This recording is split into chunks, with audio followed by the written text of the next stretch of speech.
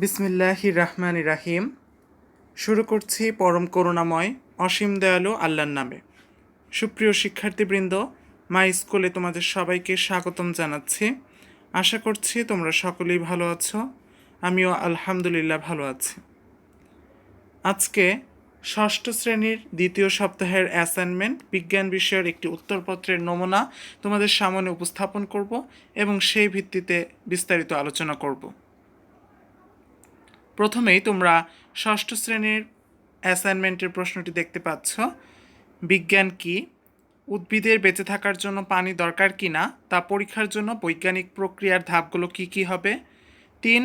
তোমার একটি বইয়ের দৈর্ঘ্য 20 সেন্টিমিটার, প্রস্থ 15 সেন্টিমিটার এবং উচ্চতা 1 সেন্টিমিটার, এরূপ 50টি বইয়ের আয়তন কত? 4. আধুনিক শ্রেণীকরণ পদ্ধতিতে অ্যামিবা ও মাশরুম কোন রাজ্যের অন্তর্গত? এদের বৈশিষ্ট্য লিখো। 5. সাইকাস সুপারি গাছ, মস কাঁঠাল গাছ, সরিষা। 6কে উল্লিখিত উদ্ভিদগুলো কোন ধরনের? তাদের বৈশিষ্ট্য লিখো। প্রথম প্রশ্ন ছিল যে বিজ্ঞান কি?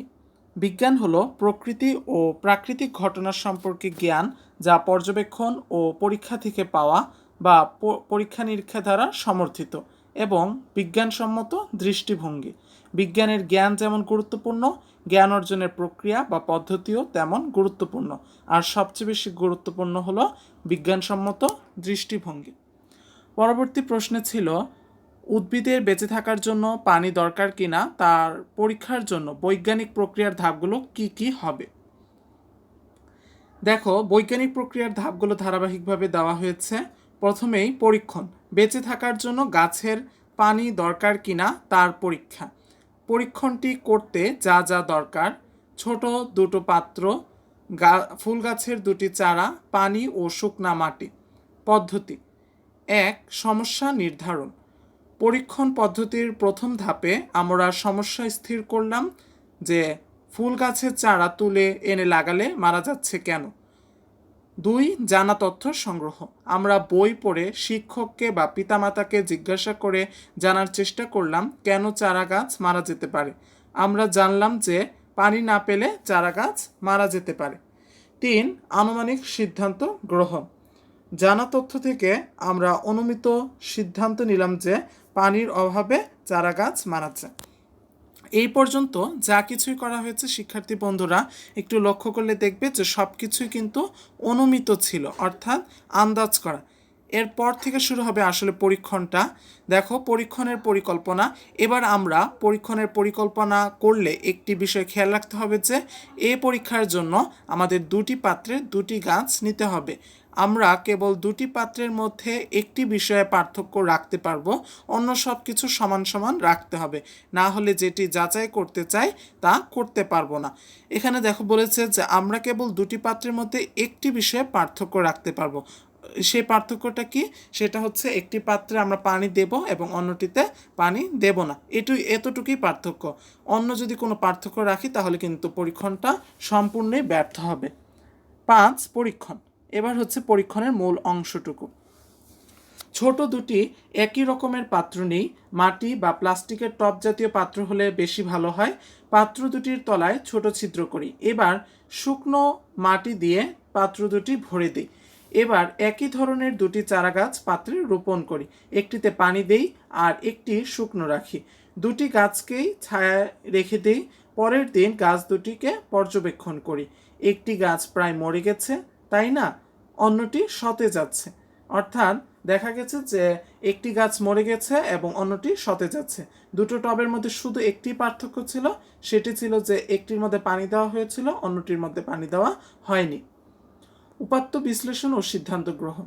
দুটি পাত্রে একই ধরনের মাটি ছিল, চারা গাছ দুটিকে পাত্রসহ একই জায়গায় রাখা হয়েছিল। তাদের মধ্যে কেবল পার্থক্য ছিল পানি। একটিতে পানি দেওয়া হয়েছিল আর একটিতে পানি দেওয়া হয়নি। এ থেকে কি সিদ্ধান্তে আসা যায়? সিদ্ধান্ত নেওয়া যায় যে পানি না দেওয়ায় একটি চারা গাছ মারা গেছে। ফল প্রকাশ। পরীক্ষণের ফল বিদ্যালয়ের বুলেটিন বোর্ডে লিখে প্রকাশ করতে পারি। এগুলো হলো পরীক্ষণ পদ্ধতির ধাপ, এগুলো হচ্ছে বৈজ্ঞানিক পদ্ধতিরও ধাপ। 3 নম্বর প্রশ্নে ছিল যে তোমার একটি বইয়ের দৈর্ঘ্য 20 সেন্টিমিটার, প্রস্থ 15 সেন্টিমিটার এবং উচ্চতা 1 সেন্টিমিটার। এরূপ 50টি বইয়ের আয়তন কত? দেওয়া আছে একটি বইয়ের দৈর্ঘ্য বা তোমার একটি বইয়ের দৈর্ঘ্য 20 সেন্টিমিটার, প্রস্থ 15 সেন্টিমিটার, উচ্চতা 1 সেন্টিমিটার। তাহলে অতএব একটি বইয়ের আয়তন হবে, আমরা জানি আয়তন নির্ণয়ের সূত্র দৈর্ঘ্য গুণন প্রস্থ গুণন উচ্চতা। এখানে 20 গুণন 15 গুণন 1 ঘন সেন্টিমিটার। আমরা জানি আয়তনের একক ঘন একক সমান 300 ঘন সেন্টিমিটার। তাহলে 50টি বইয়ের আয়তন হবে 50 গুণন 300 ঘন সেন্টিমিটার সমান সমান 15,000 ঘন সেন্টিমিটার। অর্থাৎ নির্ণেয় 50টি বইয়ের আয়তন 15,000 ঘন সেন্টিমিটার। 4 নম্বর যে প্রশ্নটি ছিল, আধুনিক শ্রেণীকরণ পদ্ধতিতে অ্যামিবা ও মাশরুম কোন রাজ্যের অন্তর্গত? এদের বৈশিষ্ট্য লিখো। আধুনিক শ্রেণীকরণ পদ্ধতিতে জীবজগৎকে আমরা জানি 5টি রাজ্যে ভাগ করা হয়েছে। তার মধ্যে অ্যামিবা প্রোটিস্টা অর্থাৎ রাজ্য 2 এবং মাশরুম ফানজাই বা ছত্রাক অর্থাৎ রাজ্য 3 এর অন্তর্ভুক্ত। প্রোটিস্টা রাজ্যের বৈশিষ্ট্য অর্থাৎ অ্যামিবার বৈশিষ্ট্য: 1. এদের কোষ সুগঠিত নিউক্লিয়াসযুক্ত। 2. এরা এককোষী। 3. একক বা দলবদ্ধভাবে থাকতে পারে। তারপর ফানজাই রাজ্যের বা মাশরুমের বৈশিষ্ট্য: এদের দেহে সুগঠিত এদের দেহে এটা এখানে দেহ হবে, এদের দেহ সুগঠিত নিউক্লিয়াসযুক্ত। এরা এককোষী বা বহুকোষী। এদের দেহে ক্লোরোফিল নেই, তাই এরা পরভোজী। পরবর্তীতে 5 নম্বর প্রশ্ন, সাইকাস, সুপারি গাছ, মস, কাঁঠাল গাছ, সরিষা ছকে উল্লিখিত উদ্ভিদগুলো কোন ধরনের? তাদের বৈশিষ্ট্য লিখো। ছকে উল্লিখিত মস অপুষ্পক উদ্ভিদ এবং সাইকাস সুপারি গাছ, কাঁঠাল গাছ, সরিষা সপুষ্পক উদ্ভিদ। অপুষ্পক উদ্ভিদ ও এদের বৈশিষ্ট্য: উদ্ভিদের মধ্যে কিছু সংখ্যক উদ্ভিদে ফুল ও ফল হয় না। এরা স্পোর বা রেণু সৃষ্টির মাধ্যমে প্রজনন সম্পন্ন করে। এদের অপুষ্পক উদ্ভিদ বলে। কিছু উদ্ভিদের কাণ্ড ও পাতা রয়েছে, তবে সাধারণত উদ্ভিদের ন্যায় মূল নেই। মূলের পরিবর্তে রাইজয়েড রয়েছে। এরা সবুজ ও সবুজী। এদের স্যাঁতসেঁতে ইট, মাটি, দেয়াল ও গাছের বাকলে জন্মাতে দেখা যায়। এছাড়া পানিতে ভাসমান অবস্থায়ও এদের দেখা যায়।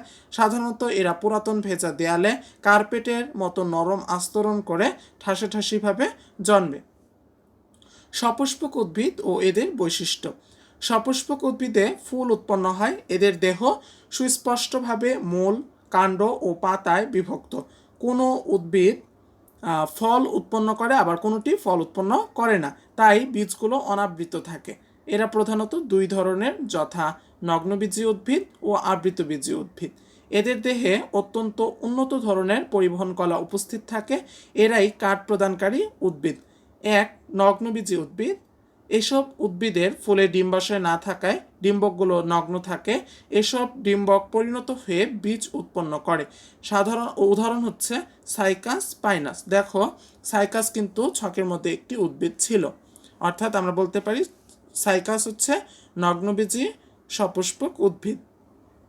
কাঁঠাল, সুপারি, সরিষা আবৃতবীজী উদ্ভিদ। এসব উদ্ভিদের ফুলে ডিম্বাশয় থাকে। ডিম্বকগুলো ডিম্বাশয়ের ভেতরে সজ্জিত থাকে। নিষেকের পর ডিম্বক বীজে ও ডিম্বাশয় ফলে পরিণত হয়। এ কারণে বীজগুলো ফলের ভিতরে আবৃত অবস্থায় থাকে। এই ছিল তোমাদের অ্যাসাইনমেন্ট।